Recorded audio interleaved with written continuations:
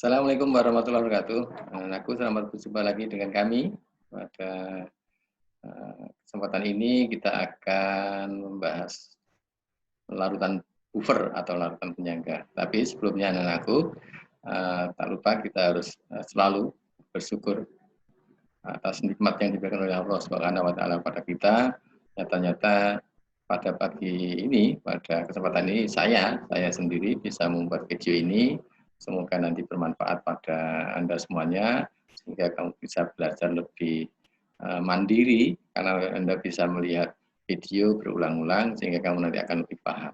Ya, mungkin malah kelebihan ini adalah beda dengan di kelas. Kelebihannya adalah kamu bisa melihat video ini berulang-ulang, ya, berulang-ulang, sehingga Anda akan bisa lebih mudah memahaminya.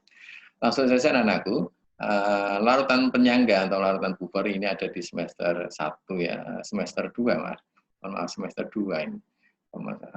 Kelas 11 misalnya semester 2. Langsung saja anak-anakku, apa sih sebenarnya larutan buffer itu? Ini jadi pada kesempatan hari ini kita akan ulas dulu sebelum membahas tentang itu, ya. Nah, ini satu persatu. Yang atas, apa sih asam bromset lori itu? Ini biar fokus ya. Jadi Anda sebelum ini kan Anda sudah membahas tentang asam basa, teori asam basa ya. Ada teorinya Arrhenius, ya. Ada teorinya Bronsted Lowry, ada teorinya Lewis atau Louis, ya. Nah, kalau Arrhenius kaitannya dengan melepas H+ dan melepas OH-. Ya. Kalau Louis kaitannya dengan pemberi pasangan elektron dan penerima pasangan elektron. Nah, kalau asam basa Bronsted Lowry, ingat ya, asam itu adalah pemberi proton. Ya. Pemberi proton, basa itu penerima proton. Pemberi proton dalam tanda kutip di sini adalah dikembalikan adalah ion H+. Ya, ion H+. Pemberi proton bisa kamu samakan dengan pemberi H+. Itu asam, ya, pemberi proton atau pemberi H+. Kalau basa, penerima proton atau penerima H+. Ini sangat beda dengan asam basa Arrhenius. Kalau asam basa Arrhenius adalah kalau asam itu senyawa yang jika dilarutkan dalam air melepaskan H+. Basa, senyawa yang dilarutkan dalam air menerima H+. Maaf, melepaskan OH-. Sorry, ya. Basa itu menurut Arrhenius senyawa yang jika dilarutkan dalam air melepaskan OH-. Kalau Bronsted Lowry tidak ada kaitannya dengan OH-.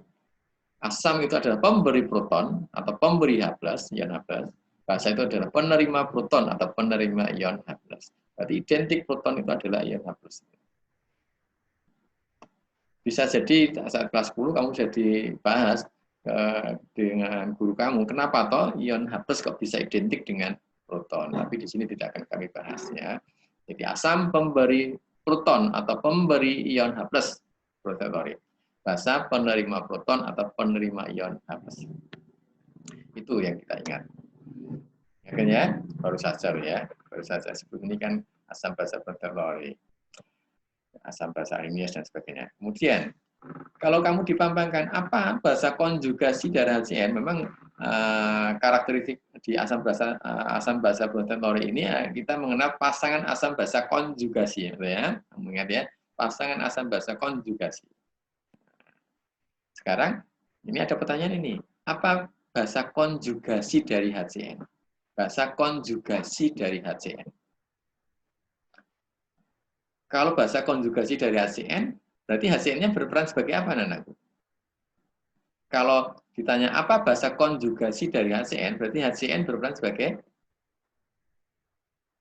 tentunya sebagai asam. Padahal teorinya asam basa Bronsted Lowry tadi apa? Asam adalah pemberi proton atau pemberi H+. Nah, nanti setelah asam memberikan, nah itu nanti hasilnya tadi, tinggal apa tadi, hasilnya dari setelah memberikan proton itu nanti hasilnya apa, itulah yang namanya basa konjugasi dari asam HCN itu.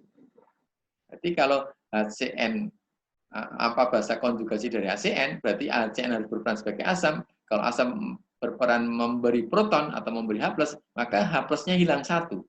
Kebetulan dia hanya memiliki satu ya, H+-nya hilang. Kalau H+-nya lepas, anakku, diberikan ke unsur lainnya, H plusnya lepas, tinggal apa ini? Tentunya tinggal CN min.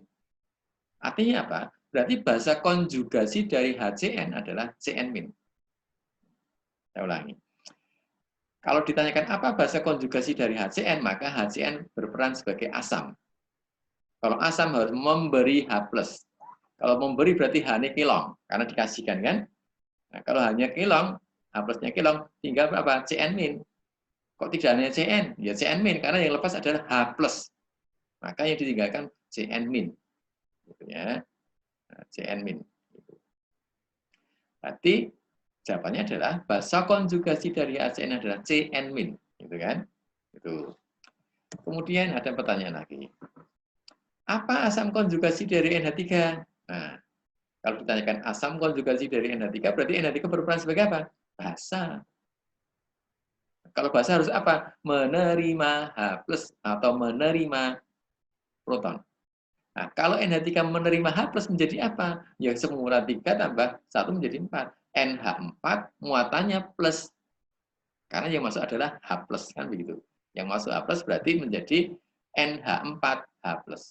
Ini ya, yang semula 3 jadi 4. NH4H+. Itu kalau ditanya asam konjugasi dari NH3. Cara menganalisanya bagaimana tadi? Kalau ditanya apa asam konjugasi dari NH3, maka NH3 berperan sebagai basa.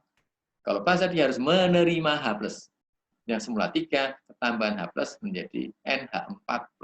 Gitu kan? Itu kita ulang. Jadi hanya mengulang sebenarnya anak-anakku, bukan materi bubar, ini hanya pengulangan materi.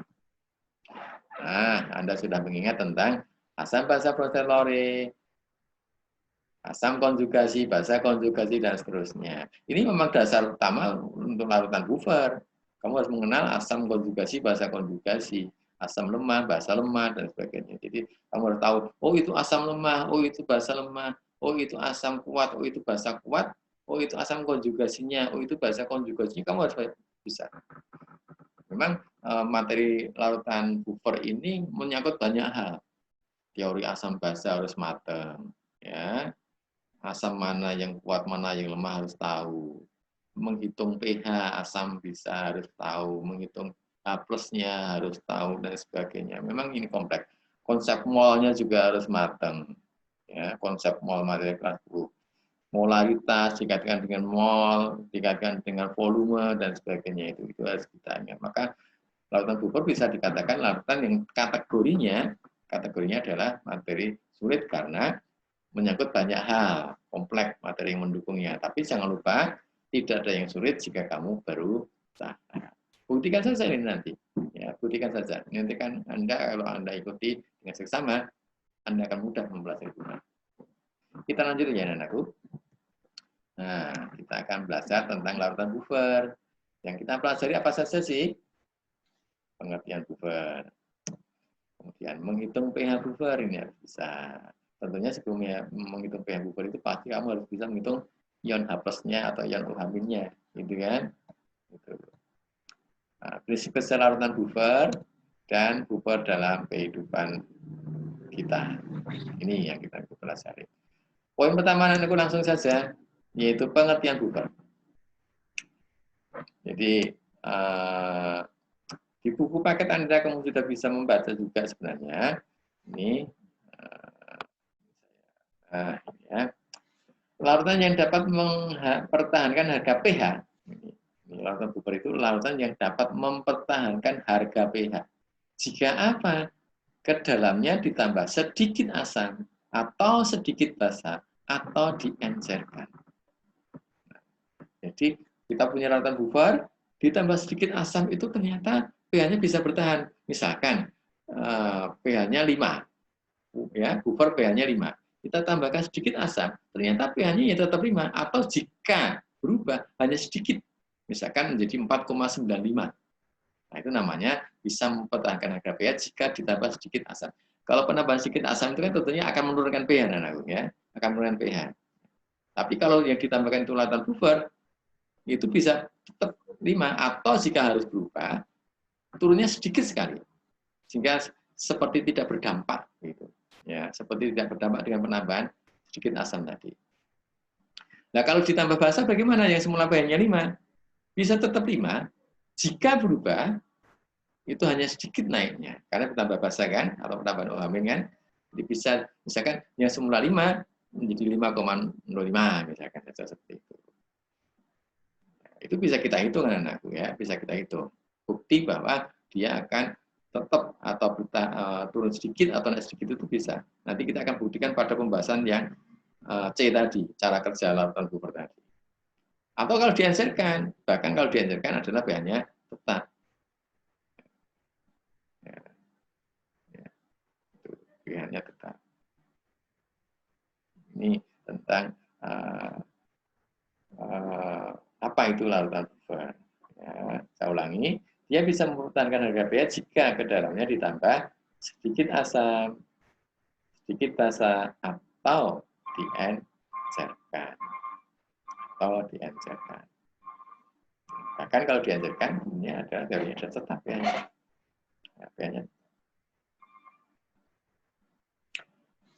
Kita lanjut sekarang. Nah, komposisi larutan buffer. Apa sih susunannya larutan di dalam larutan buffer itu kok bisa mempertahankan harga pH? Jadi, apa sih komposisinya larutan buffer itu kok bisa mempertahankan harga pH jika ke dalamnya ditambah asam, sedikit asam, atau sedikit basa, atau diencerkan? Kok bisa ya? Ternyata komposisi larutan buffer itu adalah ini. Ada 2 macam larutan buffer. Yang pertama jika itu buffernya adalah buffer asam. Ya, buffer asam. Nanti buffer asam itu pH-nya pasti di bawah 7 ya. Misalkan 5, 5,5 dan sebagainya. Di buffer asam itu ciri khasnya pH-nya di bawah 7. Buffer asam itu komposisinya adalah di dalam campuran larutan itu, di dalamnya ada apa? Asam lemah dan basa konjugasinya. Nah ini tadi yang saya katakan. Kenapa kamu harus saya ulang tentang Brewster teori? Komposisi buffer asam itu harus ada asam lemah dan basa konjugasinya. Asam lemah dan basa konjugasinya. Ini saya tulis tanda kurung garamnya. Maksudnya bagaimana? Ini contohnya maksudnya. Contohnya ini, HCN itu adalah asam lemah. Maka bahasa konjugasinya, kalau di asam, dia harus melepas hapus kan? Hapusnya hilang. Jadi ini CN-.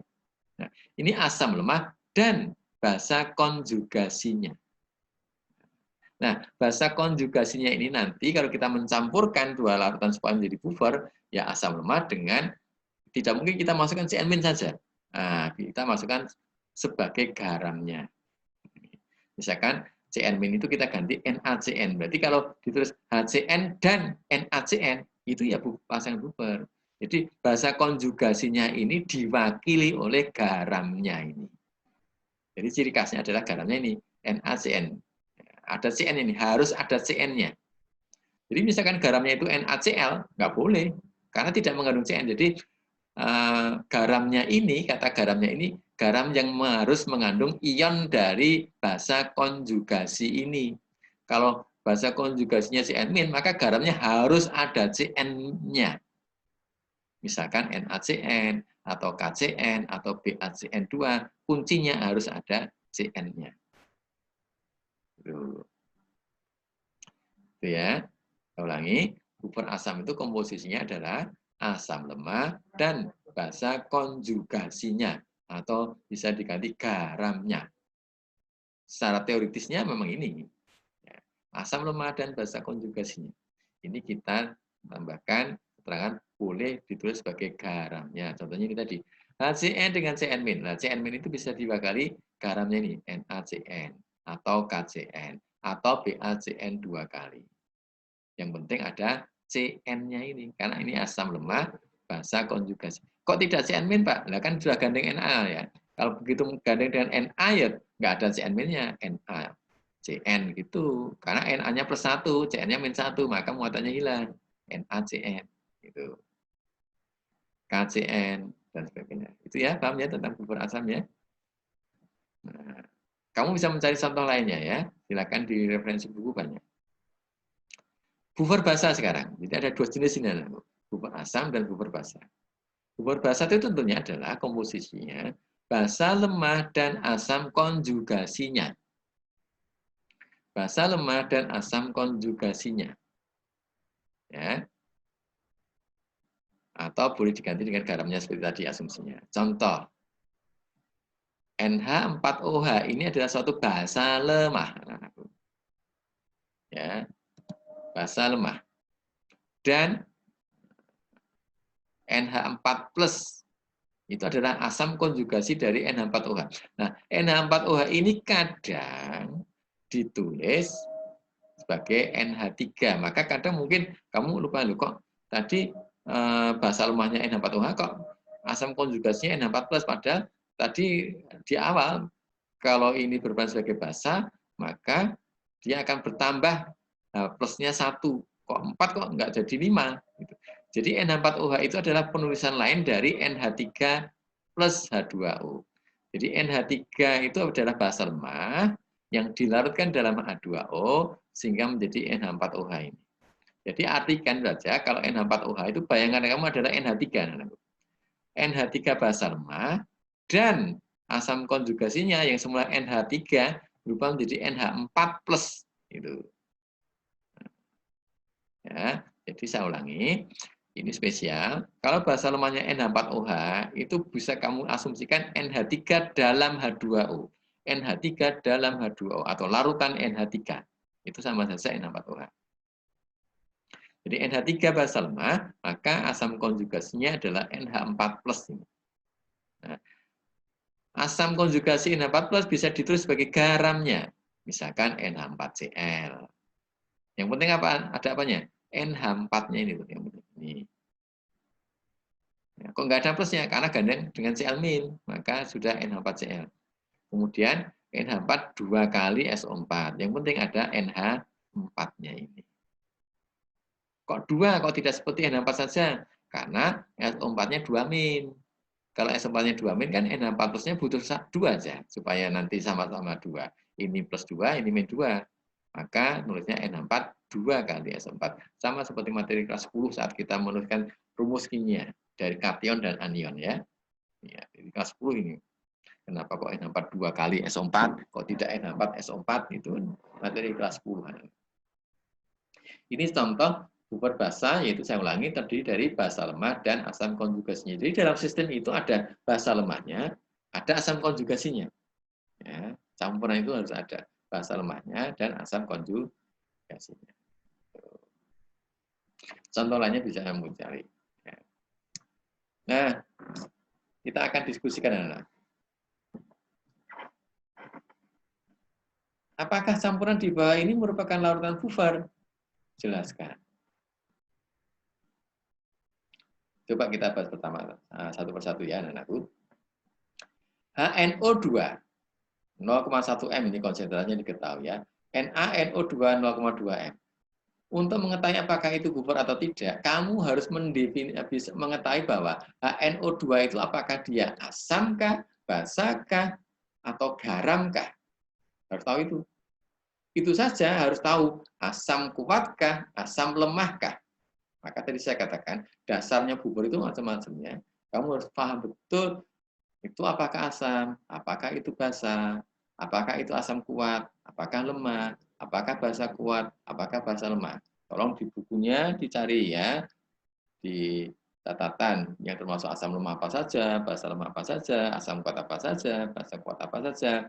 Kalau garam gampang ya, ini kan gandengannya asam dengan basa. Garam itu pasti gandengan atau gabungan dari sisa asam dan sisa basa. Dari Arrhenius ya. Kalau basanya HCl, sisa asamnya kan, asamnya HCl, sisa asamnya kan Cl-. Kalau basanya NaOH, sisa basanya Na+.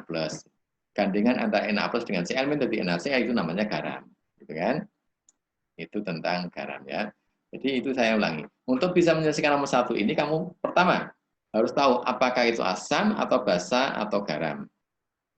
Kemudian, apakah itu asam lemah, apakah itu asam kuat, apakah basa lemah, basa kuat. Kita cek. Ini kalau membahas, kamu sambil melihat ini data-data asam lemah, basa lemah, asam kuat, basa kuat ini di buku catatan kamu. HNO2, kalau kamu cari nanti, ini adalah merupakan asam lemah. HNO2 itu asam lemah.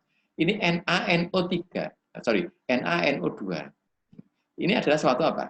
Basa? Bukan. Asam juga bukan. Ini adalah garam.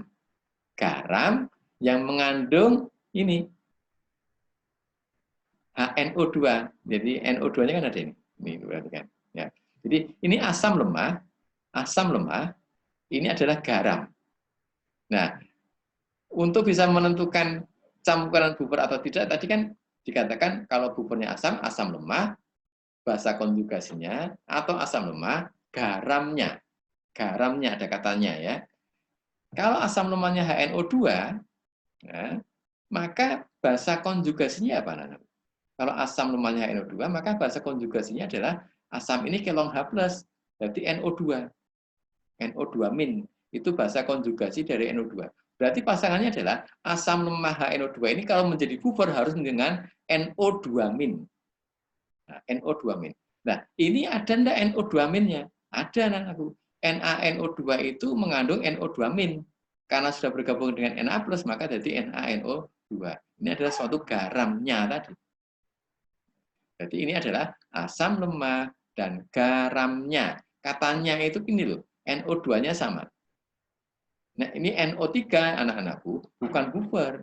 Karena NaNO3 bukan garamnya dari HNO2. Karena ini NaNO2 maka garamnya dari HNO2.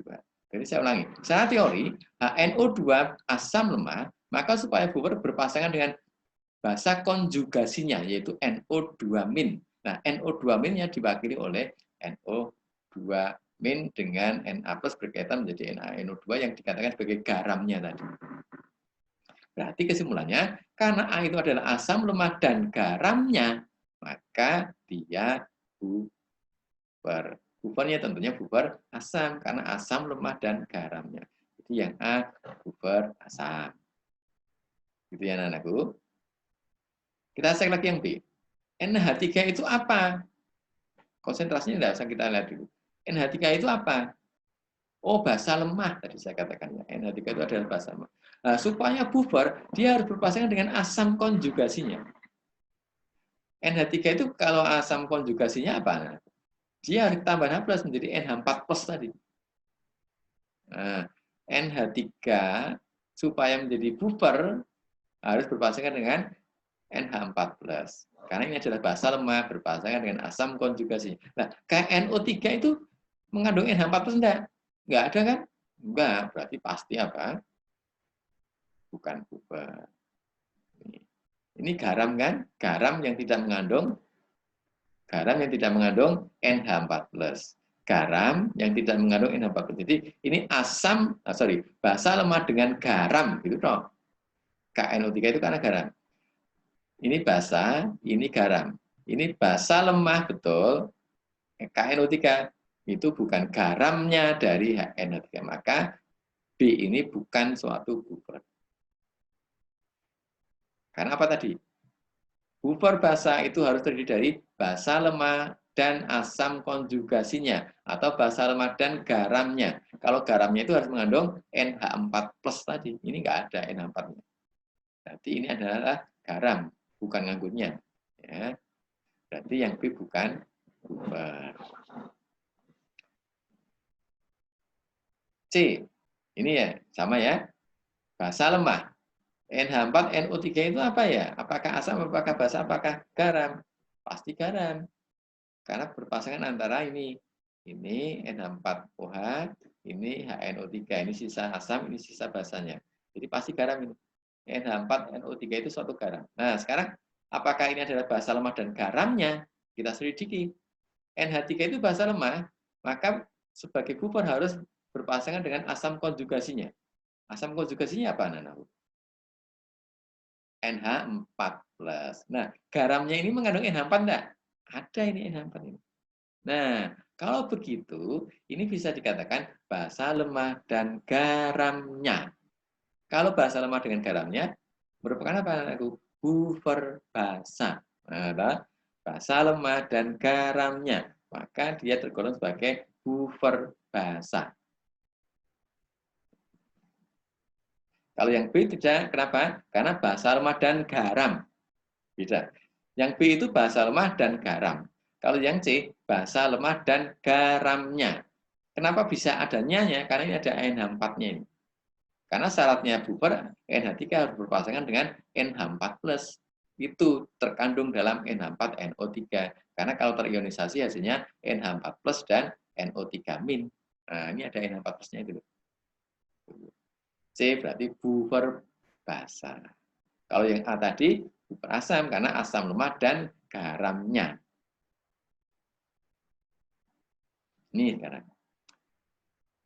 H2CO3.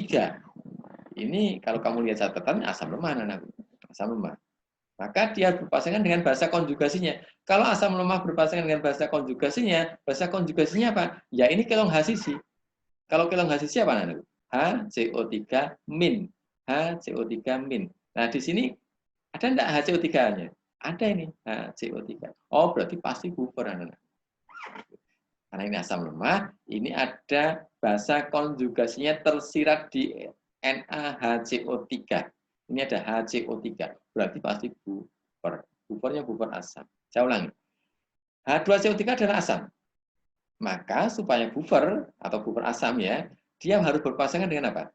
Basa konjugasi dari H2CO3. Pasangan basa konjugasi dari H2CO3 adalah nanti H2-nya kelong siji.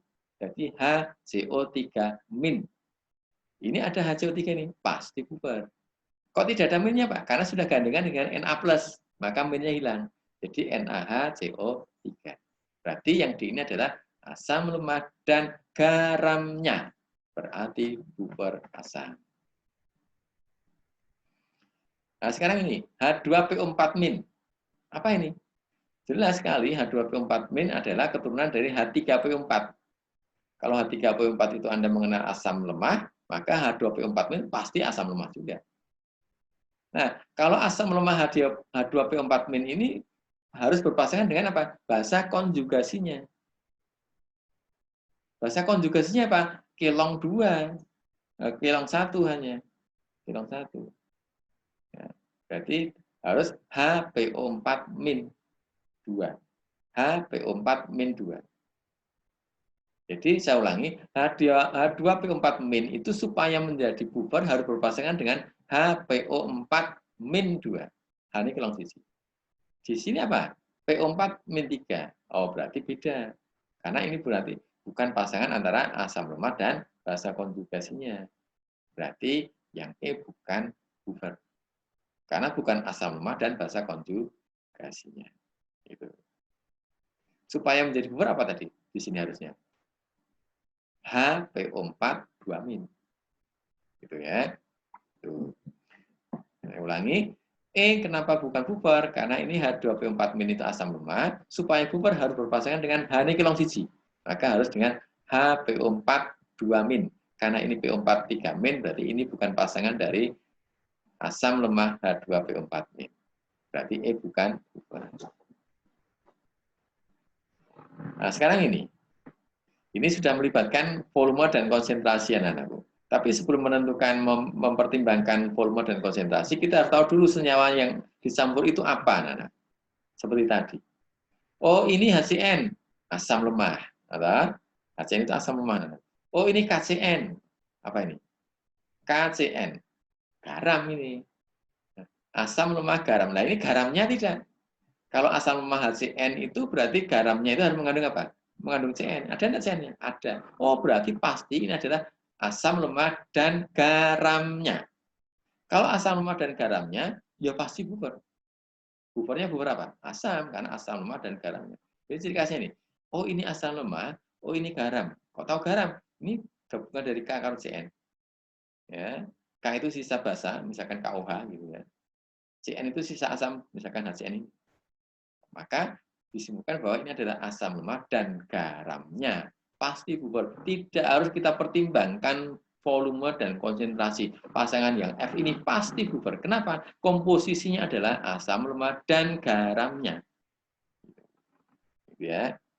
Ini, jadi F tidak perlu diperhitungkan molaritas dan konsentrasi. Karena campuran itu mengandung asam lemah, garamnya pasti buffer asam. Yang G. Nih, basa kuat. NaOH kan? Ini apa ini? HCl. Asam kuat. Kalau ini ada basa kuat, ini asam kuat, pasti bukan buffer. Karena syaratnya di sana harus ada asam lemahnya. Dan basa konjugasi atau basa lemah dan asam konjugasi. Karena ini ada basa kuat, ini asam lemah, yang G ini basa kuat, ini asam kuat, pasti bukan buffer. Karena sama-sama kuat asamnya dan basanya. Gitu ya. Jadi saya ulangi, kalau Anda mencampurkan antara asam dan basa sama-sama kuat, pasti bukan buffer.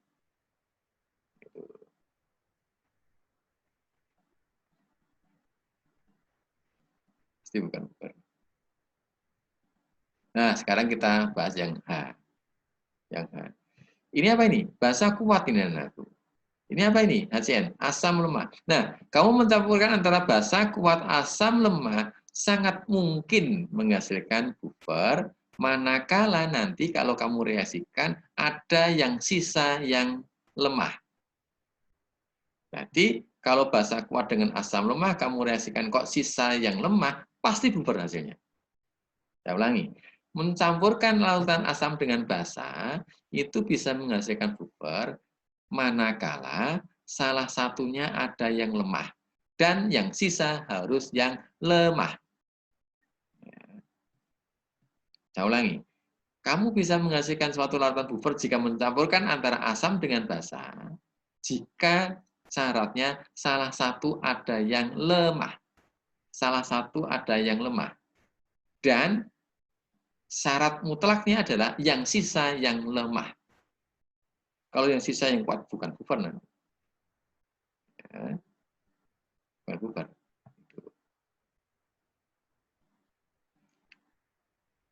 Sehingga kita selidiki yang H. Ini basa kuat, ini asam lemah. Nah, taunya yang sisa yang lemah atau yang kuat dari mana, Pak? Anda cukup, karena hanya disuruh memprediksi, tidak menghitung ya, cukup memperhitungkan perkalian antara M kali V kali valensi, jangan lupa, kali valensi asam basa. Dulu waktu Arrhenius, kamu pasti dibahas tentang BaOH 2 kali misalkan. Oh, ini valensi ini luruh. HCN valensinya 1 karena jumlahnya 1 itu ya. Jadi valensi itu jumlah OH atau jumlah H dalam asam, kalau OH dalam basa. Nah, kalau yang H tadi kita selidiki, apakah nanti menghasilkan buffer atau tidak, syaratnya adalah yang sisa yang lemah. Maka molnya yang lemah harus lebih banyak dari molnya yang kuat. Contoh sekarang ini, basa kuatnya berapa mol sih? Ya, mol itu kalau datanya molaritas dan volume, ya cukup M kali V ya, anak-anak. Atau V kali M, itu mol ya. 100 kali 0,1 berapa? 10. Tapi jangan lupa dikalikan valensinya 2. 10 kali 2 berapa? 20. Berarti basa kuatnya ada 20 milimol. Terus asam lemahnya berapa ini? Volume kali M. Kali valensinya 1. Ya, kan hanya 1. Berarti 100 kali 0,4 berapa? 40 milimol. Kalau ini 20 milimol, asam lemahnya 40 milimol, banyak mana? Banyak asam lemahnya. Berarti nanti hasilnya pasti sisa. Nah, karena yang lemah yang sisa pasti buffer. Dan buffernya tentunya buffer asam, karena ada asam lemah di sini. Saya ulangi ya. Untuk mengetahui campuran H ini apakah buffer atau tidak, ini adalah kuat dan lemah, atau secara umum mencampurkan antara basa dengan asam itu akan menghasilkan buffer atau tidak. Ciri khasnya adalah salah satu harus ada yang lemah, dan dalam hasil reaksinya yang sisa yang lemah. Yang sisa. Nah, sekarang kita hitung tadi. M kali V-nya 0,1 kali 110 milimol. Tapi harus dikalikan 2, jangan lupa. Valensinya ini. Berarti 20 milimol basa kuat. Asam lemahnya berapa ini? 0,4 kali 100, 40 milimol. Kali 1, karena valensinya 1. Maka 40. Nah, ini 20, ini 40, banyak yang lemah. Pasti buffer. Dan buffernya buffer asam. Terakhir anak-anakku. NH3 basa lemah. H2SO4 asam kuat. Jangan lupa, valensinya 2. NH3 itu sama saja dengan NH4OH ya. Tadi saya katakan ya, NH3 itu identikan dengan NH4OH. Jadi NH3 itu adalah NH4OH itu adalah NH3 yang dilarutkan dalam air menghasilkan NH4OH. Ya, ini ya. Berapa milimol Basa lemahnya, ini basa lemah, ini asam kuat. Syaratnya menghasilkan bufor jika yang sisa yang lemah. Nah, karena kita hitung dulu. 50 kali 0,4 berapa ini? 20 milimol. Valensinya 1, N4OH itu valensinya 1. Berarti 20 kali 1 itu tetap 20 ya. Ada basa lemah 20 milimol. 20 ya. Sekarang ini asam kuat. Berapa milimolnya? 0,1 kali 50 berapa ini? 5 ya. 5 milimol. Masih dikalikan 2. Masih dikalikan 2. Berarti 10. Asam kuatnya ada 10 milimol. Basa lemahnya tadi berapa? 20 milimol. 20 dengan 10, banyak mana? Banyak yang 20. Berarti yang lemah ini yang sisa. Kalau yang lemah yang sisa, pasti bubar. Karena ini adalah basa lemah, maka bubarnya pasti bubar basa. Ini demikian anakku, kita menganalisa apakah suatu campuran itu apakah bubar atau bukan, apakah bubar asam, apakah bubar basa, seperti itu tadi. Ya, ini kamu bisa putar, ulang videonya. Ya. Pertemuan pertama cukup itu saja dulu anak-anakku. Nanti kita sambung dengan video berikutnya, video yang kedua. Nah, semoga Anda akan lebih paham, oh itu bubar toh, oh manfaatnya apa sih untuk mempertahankan harga pH. Jika di dalamnya ditambahkan sedikit asam, sedikit basa, atau diencerkan. Cara kerjanya nanti kita akan pelajari di pertemuan berikutnya ya. Dan bubar ini ternyata nanti kalau kamu sudah jawab membaca di referensi, ini manfaatnya di tubuh kita. Ya, ternyata tubuh kita itu bubar dan darah kita itu bubar. Ya, darah kita itu bubar. Makanya kalau kita konsumsi asam, kita bisa menetralisir asam. Ya, kita bisa mengkonsumsi basa, kita bisa menetralisir karena penambah sedikit asam, sedikit basa dalam tubuh kita tidak akan mempengaruhi harga pH karena tubuh kita ternyata ada rancangan bubar. Itulah keanugeraan Tuhan yang luar biasa dari kita. Ya, jadi Allah menciptakan manusia itu dengan sempurnanya. Ya, dengan sempurnanya. Tubuh kita itu ternyata ada campuran bubarnya. Nanti akan kamu bisa ketemukan setelah membaca komplit kata tersebut. Demikian anak-anakku, semoga bermanfaat. Akhir kata saya akhiri. Assalamualaikum warahmatullahi wabarakatuh.